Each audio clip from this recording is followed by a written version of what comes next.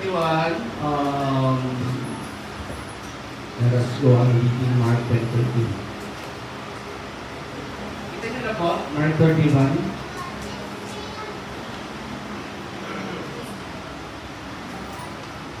Sabi po ng Mark 31, the many who are first will be last, and the last will be first. Kita niyo na po? Okay, kung nakita niyo na, basahin natin ulit. Many who are first will be last, and the last first. Let's pray. Lord, maraming salamat po, Panginoon, ngayon po umaga. Thankful kami, Panginoon, it's by your grace. And it's by your mercy, Lord. Everything we have, Lord, everything meron kami, Panginoon, it's by your mercy, it's by your grace, Lord. Kaya today, Lord, maintindihan po namin, ano ba mensahe, Panginoon, ang nais mo na ipagkaloob po sa amin. Thank you, dahil we know and we believe that the word, they are alive in their spirit, and they will not return empty or void, Lord. Thank you, Panginoon, open the hearts and point each and every one that eventually hear the word. May your word, Panginoon, be the source of guidance and strength as we admonish everyone to be complete in Christ. We thank you, Lord. We pray for the Spirit, for the Holy Spirit that gives us knowledge and wisdom to apply the principles and fully understand the word, for they are life and they are spirit. And we thank you, giving you all the glory sa ngalan po ng Panginoon Jesus, tayo pinagsabi ng Amen. Okay, let's start on Mark chapter 10, verse 31. Sabi na, but many who are first will be last, and the last will be first. So, gamit ko po ay gamit ko. Okay, the same idea. Ito pa yung same idea nung you have heard last Sunday will be on the servanthood.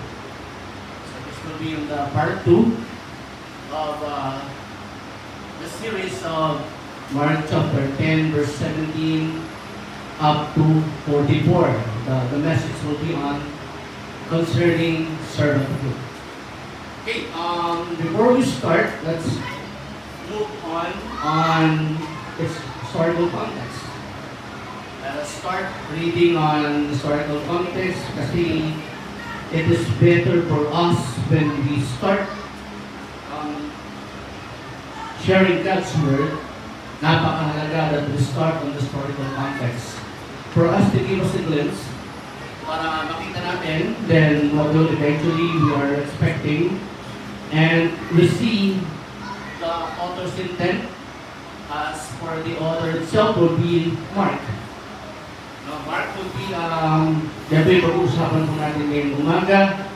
And the book of Mark will solely center and present Jesus as the suffering servant. Mark introduced Christ as the Son of God, the Messiah. So yan yung author's intent. As you read Mark, buong part 2 ng Mark, yan po ang inyong mababasa because the author's intent was solely on the suffering servant, the Son of God, the Messiah. So yun yung pinaka-main idea. And Mark intent in sharing God's word. Okay, who's Mark? Now si Mark po ay siya yung tinatawag ni John Mark. John Mark was the progenitor or the what you call that progenitor, yung isa siya sa mga close associate ni Peter. Well, actually, lahat po ng sinulat po ng Mark ay being influenced by Peter. Sa lahat po ng testimony, lahat po ng word na nilagay po sa synoptic gospels, when in terms reading Mark, you will see that the influence of reading or writing the Gospel of Mark starts from Peter. Kasi in close associates po siya, then Peter is a witness before God. So lahat po ng kailangan, everything, the idea, testimony, lahat po ng mga books, lahat po ng mga examples will be handed over by Peter, and then Mark wrote successfully the Gospel of Mark. And then makikita niyo po dyan, yung Gospel of Mark will be the first and older version of the Synoptic Gospel. So Mark was the older one, kaya yung Matthew, Mark, and Luke, they had been called the Synoptic Gospel. So we need to say that whatever intention or yung sinasabi po nila somewhat correlation or pare-parehas, yun nga lang, it differs from the author's intent in writing every gospel. So Mark was one of them, then was it called associate historically, then Mark wrote this gospel, and immediately nagkaroon po tayo ng Gospel of Mark through the progenitor himself called Peter. And also Mark was a close associate of Paul. So makikita niyo po yung culminations po niyan na understanding the whole book of Mark, you can see three things. Nasa ano pa lang po ako. Station na kayo na, doon pa lang ako sa introduction. Okay, understanding the book of Mark, you can see three things. You can see three things. Understanding the book of Mark, as Mark presented his gospel, then you can see the writing skills of Mark, starting from chapter 1 to chapter 8. The first idea Mark is picturing is who is Jesus. Now, who is Jesus was the first phases or the first acts written in the book of Mark from chapter 1 up to chapter 8. Mga kapatid, Jesus was on the rescue operation, as some scholars said. Na yun daw po chapter 1 verse hanggang chapter 8 po was God rescue operation through Mark. Another thing po that you can see on chapter 1 up to chapter 8. Well, ito po yung isa sa maganda po dito. Mark also indicates that his theme, one of the theme of the Gospel of Mark, concerns the kingdom of God. So Christ brings the theme in the book of Mark concerning the kingdom of God. So bahagi yan ng Acts na lang, Mark 1 up to Mark chapter 1 and then chapter 8, then you can see the idea of the rescue. That's the reason why when Christ, nung nangaral po si Christ, immediately ang sabi niya, for the kingdom of God is at hand, we have to repent. So bahagi po yun. So team yan. Christ, number one, Christ's team is introducing the kingdom of God in the people of Israel. And also indicates the rescue operations of the Lord. When Mark was being written. Now, the second piece was in chapter 8 and in chapter 10, you can see what does it mean Jesus to be the Messiah. So from chapter 8 up to chapter 10, makikita niyo yung description, what does it mean to be Jesus, to be the Messiah, yung introduction ni Christ. I am the Messiah. Some questions, some doubt. Now, but on the chapter 8 and on the chapter 10, up to chapter 10, you can see ano ba dapat talaga. What is Christ? And what does it mean that Christ to be the Messiah? Then sinasabi ni Christ, I am the Messiah. I am the servant of God. I am the call of God. Okay? And in chapter 11 up to chapter 16, that you can see how Jesus became king. Okay? So yun na yung mga preceding chapter na makikita niyo po. As you go on reading po ng tinatawag po na Book of Mark, na makikita niyo po yan yung tinatawag po na how Mark present Jesus, what is the themes of Jesus in presenting the kingdom of God, what is Jesus as a Messiah, and what is Jesus becoming a spiritual king. So another historical context mga kapatid, ang audience po ng Book of Mark will be on two sides. Will be on the Jewish side and the Roman side. Marami po sa panahon po ni Mark, at then since bahagi po ng written po ng Mark ay bahagi ng mga Romano. So yung kadalasang audience po ni Mark is more on the Jewish side and also on the Roman side. So akala kasi nila, and that's the reason why, kung bakit yung mga alagad nagmamadali na when you go into your heaven, when you go into your kingdom, you set my son into the left and to the right. Kaya nagkakaroon sila po ng mindset and idea that Christ is setting up a government kingdom, a political kingdom. No, noong mga panahon po na yun, they are expecting that, they are anticipating that. Kaya yung mga alagad, the sons of the 70 came and sabi na, when you possess and when you throne and to sit into your kingdom, my two sons will be on the left and on the right. So yun po yung mga anticipations po ng Book of Mark, as makikita nyo. And then another thing po mga kapatid, Mark was written in the regions of Italy. Mostly, pag region of Italy is in the Roman colony. Written po yung Book of Mark, and it is also written during 70 AD. So medyo malayo na yun. Nangayasulat po yan as per announcement, as per story, narrative given by Peter, and then eventually, compiled niyan, then Mark came to a possession, and then he wrote the older version of the gospel, which is called Mark. So yan po yung historical context po ng Mark, as you can see, giving a slight view para po makita nyo. And the other term po, which is kinakapit po sa Mark was a moving gospel.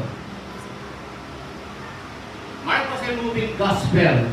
Ibig po sabihin, it focuses on the word of Christ and also on the teaching of Christ.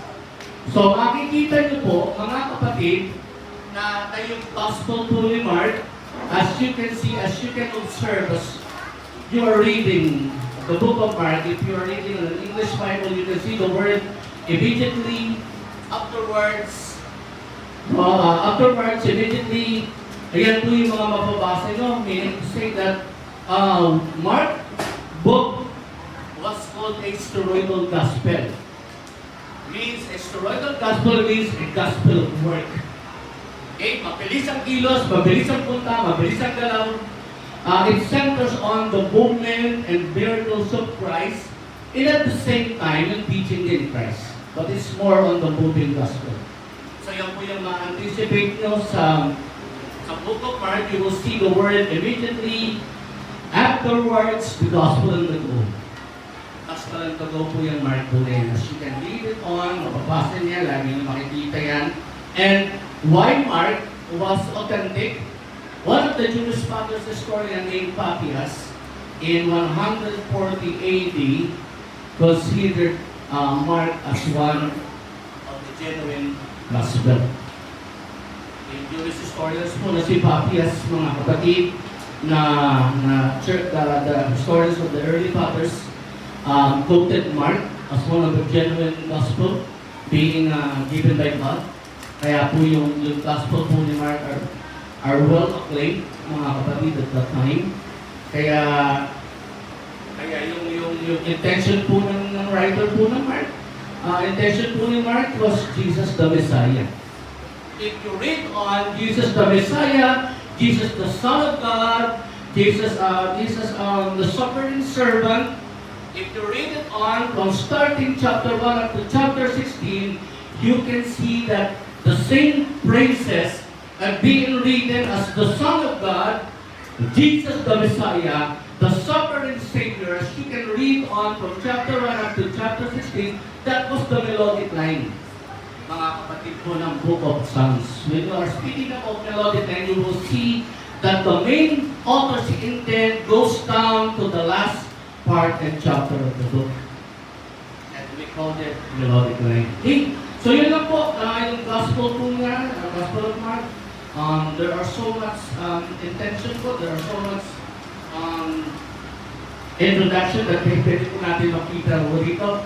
But so much for that, we are not going on more on the historical background. At least we can have a slight view as you read Mark. Okay, let's go on to the message. The message was the first will be last and the last will be first. That was in Mark chapter 10, verse 31. Last Sunday, as you read the message of Bishop Lito on and how we treat the servanthood anniversary topic po natin in servanthood 41st anniversary, then he always stressed on the humility of Christ. Humility and servanthood of Christ. That is the same thing, mga kapatid, as we are reading that book of Matthew chapter 10. Now, I would just like to add something. No, hindi ko naman binabahagi yung Messiah on Sunday. But adding something for us to see how important it is, yung servanthood ni Christ. Important enough for us to see that how Mark and how Christ pictures the totality of what servanthood is. Ano ba talaga yung binigay po ni Christ? And we will observe 4 settings on this morning. We will observe 4 settings on how we came to the conclusion about servanthood. We will go on exposing, we will go on the structure po ng book of Mark chapter 10. As you can see, the narrative type, the narrative type of explanations that you can see upon rendering Mark chapter 10, verse 17 up to 46. We are using the narrative type, and you will see that Christ pictures things in order to came into the conclusion that the Son of Man came not to be served, but to serve and gave His life as a ransom for many. Understanding that scripture point, you can see that upon reading such scriptures, you have to reconsider the before and after passage. When you are reading God's Word, you cannot just simply take it one time and then you say it. No, the best interpretation or the best interpreted way is to reconsider the totality and the whole chapter of that. And we are discussing servanthood. Makikita niyo po yung buong team ng servanthood are being embedded or intertwined in Mark chapter 10. Every time the passages prosper, the Lord is teaching things for us to see what really servanthood it was. Ano ba talaga yung servanthood na gusto i-picture ni Christ? When He says that the Son of Man came not to be served, but to serve, and He gave His life to many. Understanding 4 things today. We have structure, we have 4 things that pwede natin kung makita. Well, number 1, you can see that in verse 17 up to 27. Let us start reading on. Let us start on the rich young ruler. Yan, apat po yan. There are 4 things that I guess na included po in understanding what servanthood really was. Sabi ng verse 17, as he was setting out on the journey, a man raised up to him and knelt before God and asked him, "Good teacher, what shall I do to inherit eternal life?" The rich ruler approached Christ and knelt before him at sinabi kay Christ, "Mabuting guro, ano ang pwede kong gawin para magkaroon ako ng eternal life?" Then Jesus told him and answered him, "Why do you call me good? There is no good except from God."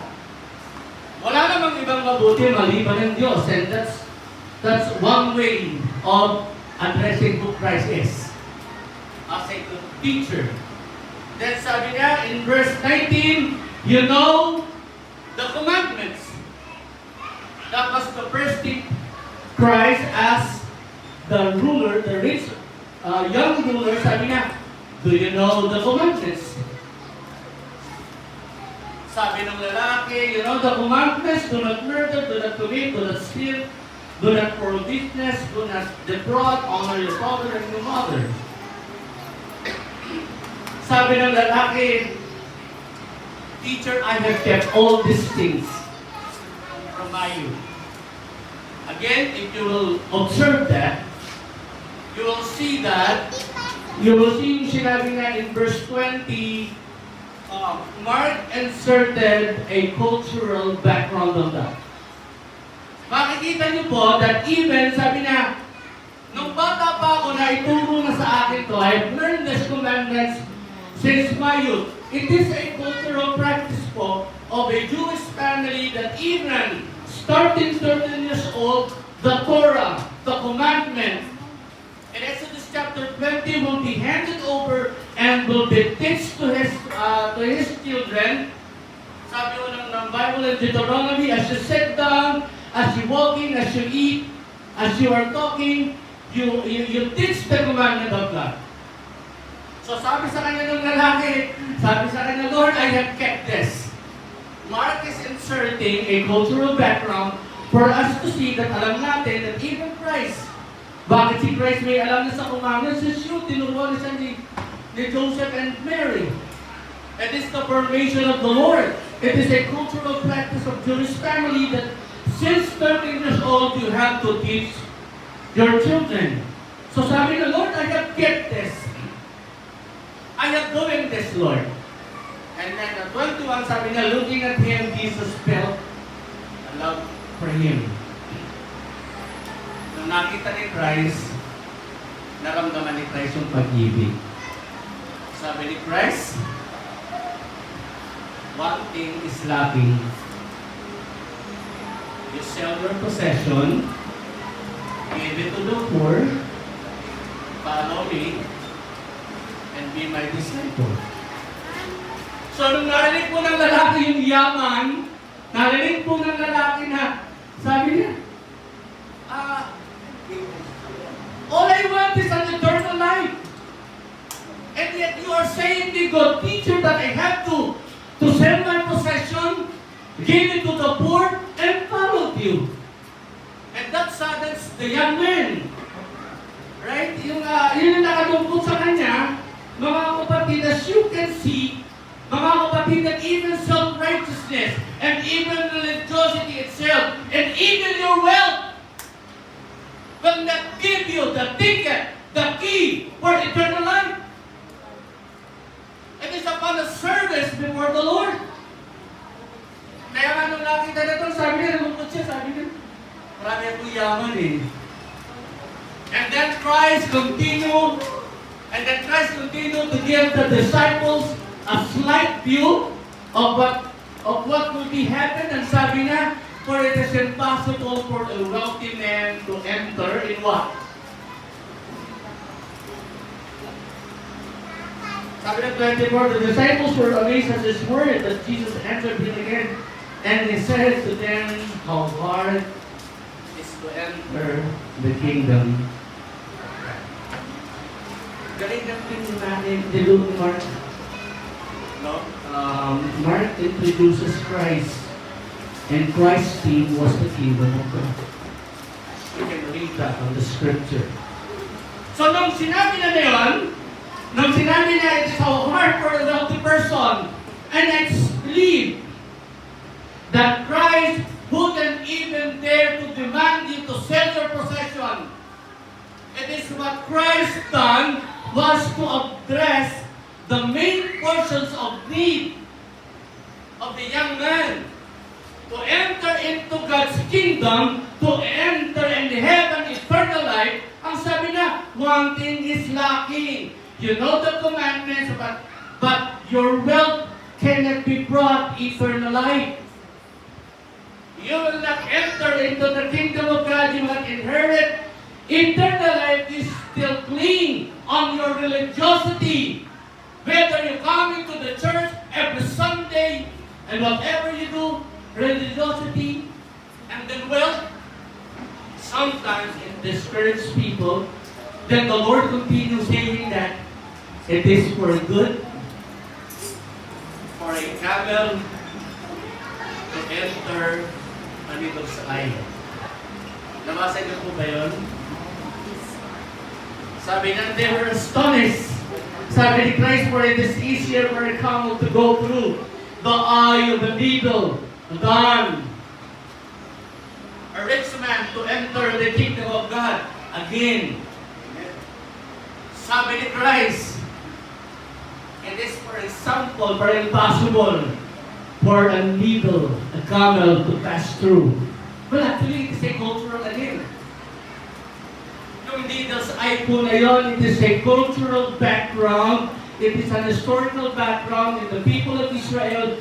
There are some passages, there are some doors in the people of Israel that is very low enough that when a camel passes through it, he has to bow down, he has to crawl to enter into the gate. That was a historical background. Ginagamit ni Christ yung historical background to see that it is not your religiosity, it is not your wealth that will guarantee you as becoming a servant of Christ, will guarantee you for an inherit eternal life. Sabi niya, you have to rid of that religiosity. You have to give way for the wealth, because wealth will not guarantee you entering into its kingdom. Amen? So what will be on, ano yung mensahe natin sa servanthood? Sometimes people dare to serve the Lord. Pag ang pinag-uusapan na yung religiosity, pag ang pinag-uusapan na yung wealth, pag nagbibigay na magsasakripisyo na, ayaw na. Kala nila, pinipirahan natin sila. Amen? Sabi na, then the Lord, then the disciples complained. Sabi ni Peter, sabi na, they were astonished in verse 26, then who can be saved, Lord? Sabi ni Peter, Lord, if that would be the case, if this man who observed the commandment, if this man is wealthy enough, and then you say that it's impossible for him to enter into God's kingdom, it is impossible to him to inherit eternal life, then who can be saved? Diba? Yung po yung question nun eh. Babalik tayo doon hanggang sa 44, makikita niyo po yung pinaka-main idea. Yung servanthood, it was started from verse 17. Christ is picturing yung servanthood and little by little by little. Until such time, we came into the conclusion that this is the true servantship. It doesn't depend on your religiosity. It doesn't depend on how wealthy you are. Dahil sa harapan po ng Diyos, pare-parehas lang tayo. Amen? Sabi ni Peter, Lord, sino maliligtas? Maganyan ang prinsipyo. Who can be saved? And then the second question po ni Peter, sabi ni Peter, Lord, looking at what Jesus said, when people is impossible, well, it's possible to God. Kung sa tingin nyo, posible dumaan yung camel doon, then it's good. Kasi walang imposible sa Diyos. Kahit gumawa ng Panginoon, because our God is a God is impossible. It's not. He made all things possible. Amen? Okay, second part. Let's do the second part. Then Peter began to say, sabi na, Lord, behold! Diba? Pumahanap na si Peter. This will be the second setting. The second settings. Sabi na, the rich from the ruler, sabi ni Christ, your wealth and your religiosity will not guarantee for entering that kingdom. Your wealth must be surrendered to God, and then you follow Christ. Become a servant. And then sabi ni Peter, Lord, we have left everything. We have left everything and followed you. Sabi ni Peter, Lord, di ba iniwan na namin na lahat para sa iyo, Panginoon? Iniwan na namin sa iyo. Nagdidemand na si Pedro. Sabi na, di ba iniwan namin lahat, Lord? And we are serving you, Lord. And we we are demanding, napapagod kami. Nagbubuhat kami ng bangko, nagde-decorate kami ng church. We have left everything. Sometimes, servanthood, mga kapatid, sa buhay po natin, it sometimes denotes and reduces our demanding in the sight of God. Sometimes we complain, right? And we call ourselves servant of Christ, and we complain. And that is not servanthood. And that's the reason why the second sentence na ginawa po ni Lord, it is He brought out Peter just to see that commitment in Christ will not produce as demanding. Bakit? May pinatago ka ba sa Panginoon? And you have to demand. And then sabi ni Peter, Lord, kung hindi mayaman, hindi naligtas. And what are we, Lord? And Lord, we left everything and followed you. O, sabi ni Peter, parang yung pinatago sa Panginoon. And then Christ reassure him. Sometimes servanthood, mga kapatid, sa buhay po natin, if you apply this, mga kapatid, sometimes we are serving that and sometimes we demand. Diba? Diba naman yan? Nagbibigay na nga ako di ba? Ano ba naman yan? Nangiram na nga ng bangko, di ba na si Loli? Ang saswerte nitong mga ito! And yet, Christ is teaching us what truly servant is. What the servanthood was. Servanthood is that you do not demand to God that I am serving you, Lord. Remember this, Lord, that I am serving you. I give my tithe, I give my offering, I give my talents. I give everything to you. Diba? Parang ganun eh. Servanthood eh. Sabi ni Peter eh. Diba? Parang kasi that that the Lord owes us everything we are doing right now. And yet, your goodness, sabi nga po nung sumulat po nung isang passages, sabi na, tender mercies of God. Sabi niya, but in the tender mercies of God, He approached Peter and says to Peter, when Jesus saw that he was indignant, galit na yung Pedro. Amen?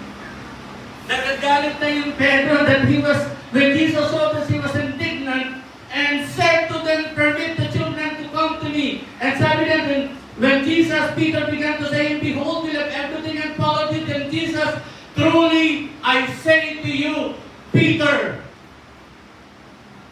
walang naglingkod sa Diyos, walang nag-iwan ng asawa, walang nag-iwan ng anak, walang nag-iwan ng possession, walang bagay na iniwan sa harapan ng ating Panginoon will be rightly compensated by God. Whatever service we render into the Lord, sooner or later, aanihin mo yan. Tatanggapin mo yung bayad sa paglilingkod mo sa Panginoon. Ibibigay sa iyo ng Panginoon ng tamang kabayaran dahil napagod ka, naglingkod ka sa Panginoon. Tama po ba?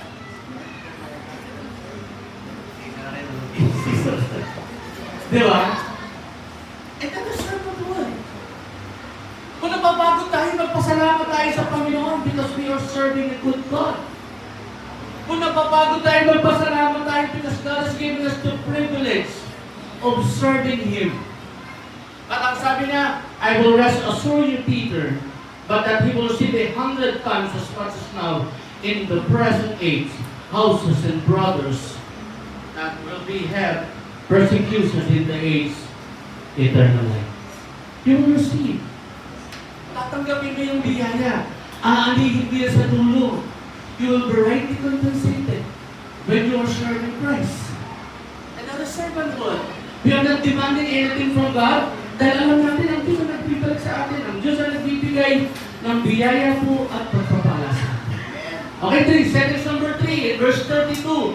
They were on the road going on to Jerusalem, and Jesus was walking on the head of them, and they were amazed. And those who followed were fearful, and again they took the 12 aside and began to tell them what was going to happen to him. servanthood. Then tinawag yung mga lagad, sinabi niya, behold, yung third sentence po niya, nagsabi niya, we are going to Jerusalem, the Son of Man will be delivered to the priests and the scribe. They will condemn him to death. They will hand him over to Gentiles. They will mock, they will spit, and they will scourge him, and they will kill him. And on the third day, he will rise again. So ano po yun? Servanthood is sacrifice. Christ even dare to give His life para po tayo paglingkuran ng Panginoon. Sacrifice. Diba? Gano'n na tayo matagal nagsasakripisyo sa Panginoon. Gano'n na ba ho ba yung tagal ng sakripisyong inialay natin sa Panginoon? Lahat ho ba ng sakripisyo sa Panginoon in vain? Hindi. Lahat ng sakripisyong binigay ng Panginoon, sinukilan po ng Diyos ng kabutihan niya. Amen? Because the tender mercies of God, they are new every morning. Kaya sabi na, set aside His disciples, again, another settings po. The three settings, sabi na, I will be handed over, I will be spit, I will be scourged, I will be killed, and on the third day, I will rise again. That's sacrifice, mga kapatid. So the fourth settings that you can see on that, mga kapatid, ay makikita niyo po doon sa verse 35. Ito na, yung verse 35. Sabi po ng verse 35, James and John, the sons of Zebedee came unto Jesus saying, Teacher, we want you to do to us whatever we ask of you. And He said to them, what do you want me to do? Sabi niya, when grant that we may sit on your right and one of your left in your glory.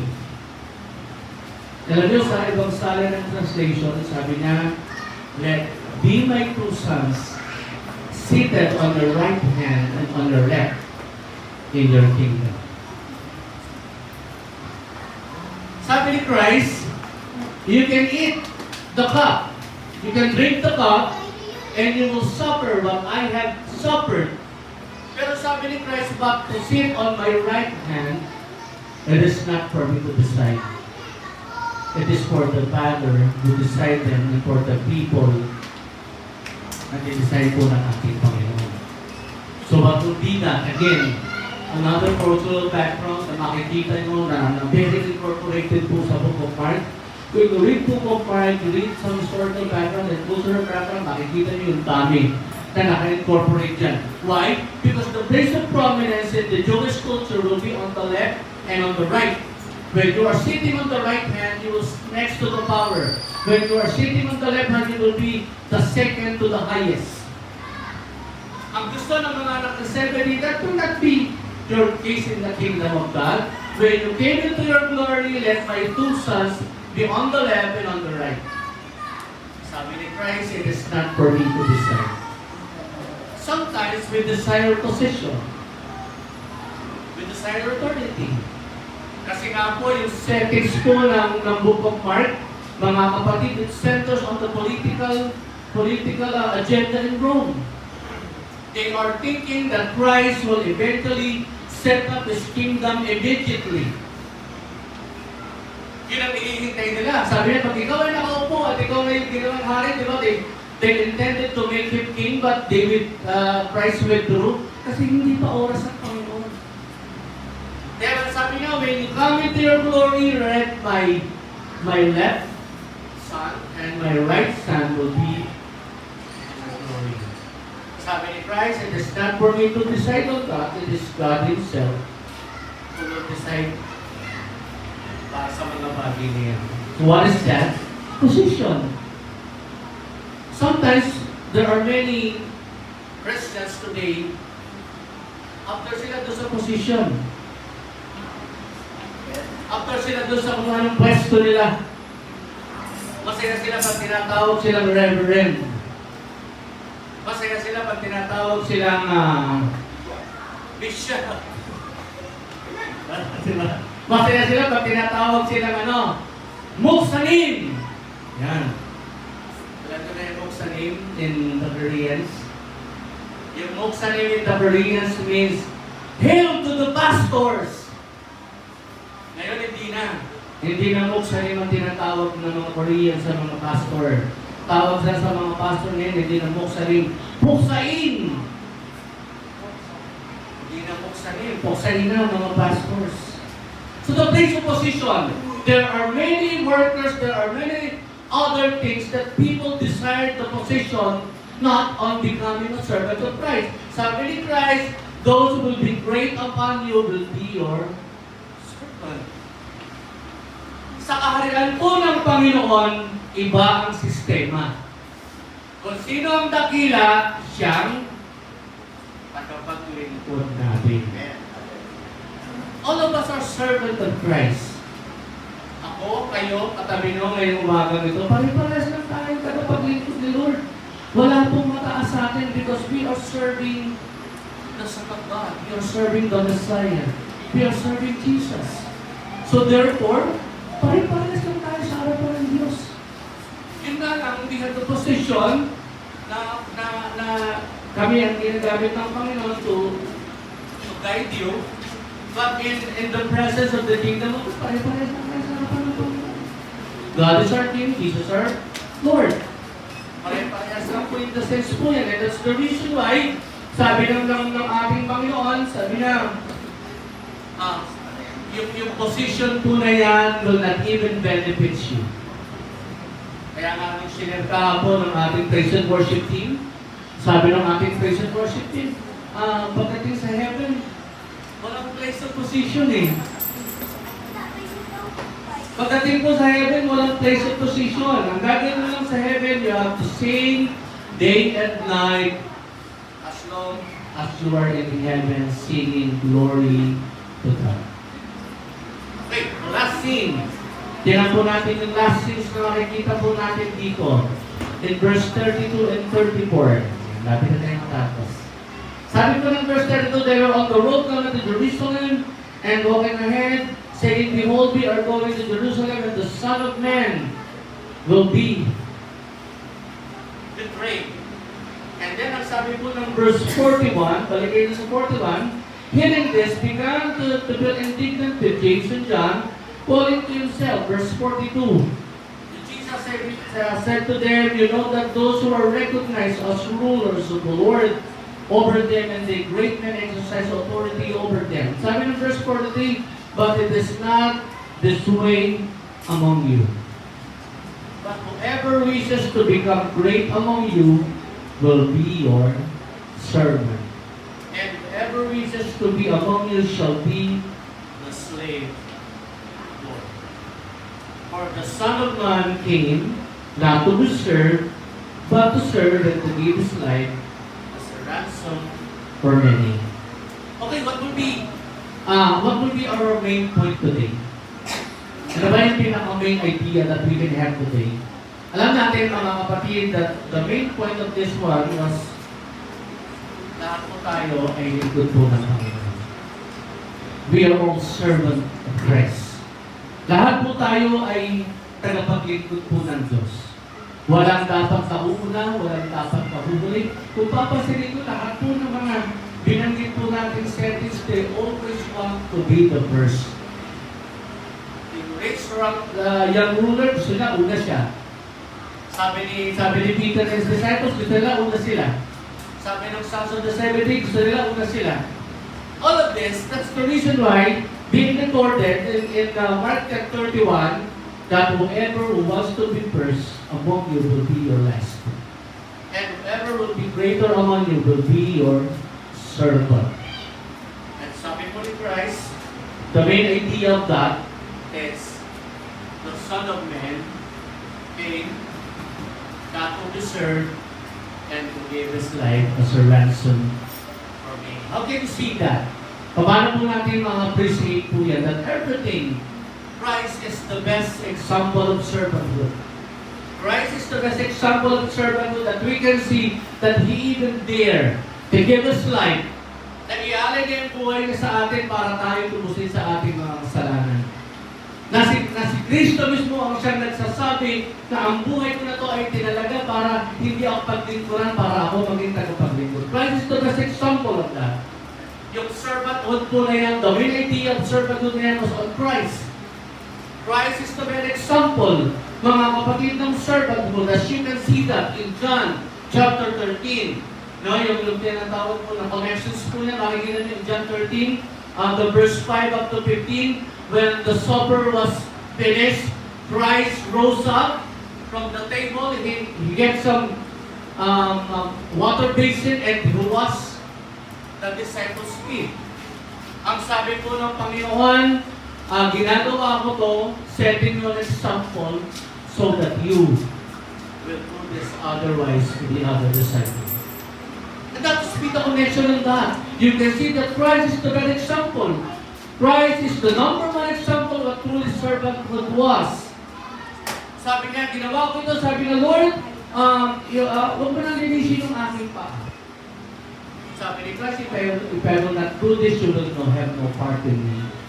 I will set you an example so that you can see that on my example, you will be servant also in the world. What is that? Another cultural background that you can see on that. Nakikita nyo kasi gumagawa po ng paghuhugas ng kamay in the Jewish culture, it was a slave. Slave po ang gumagawa ng naghuhugas ng paa. The main idea of Christ, and also in the theme of the kingdom of God, was servanthood. We are served, we are saved to serve. Christ is our best example of truly what servanthood was. Christ was the best example, as we can see, as we can examine that in Mark chapter 10, verse 17, up to the last part of the service, having a Christ came that He gave His life as a ransom for many. That is the true meaning of servanthood. It is offering yourself. It is offering your life.